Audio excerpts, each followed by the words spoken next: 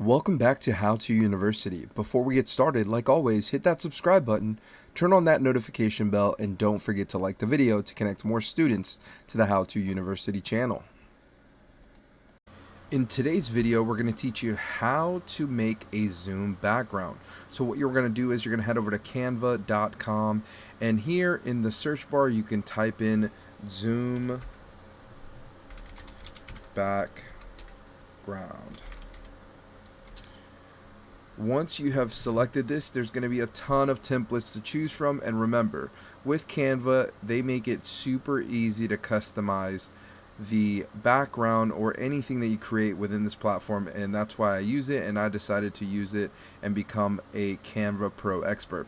So for the purpose of the video, to showcase you exactly how you could do this, once you select one of the backgrounds, you're going to see that there's going to be a ton of other ones that are available, and just pick the one that makes the most sense for you. For me, I'm going to go ahead and select the one that I currently have, but I'm going to edit this just a little bit more. So what we're going to do is we're going to put How To University. Alright, and it looks like the font is just a little too big, so we're going to go ahead and go up to the top left here, and we're going to just minimize that, and we're going to put subscribe and follow.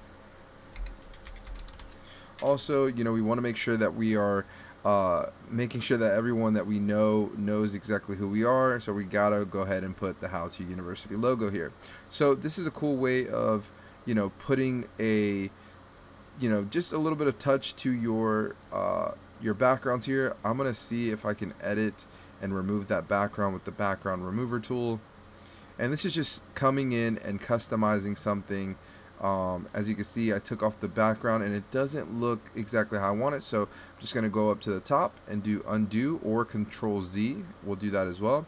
And remember, you can add this anywhere you want within this this virtual background. Once you're happy with it, all you have to do is hit share, download that virtual background, and install it to your Zoom meeting, Google Meeting, Slack, wherever you're doing your communication, and that's it.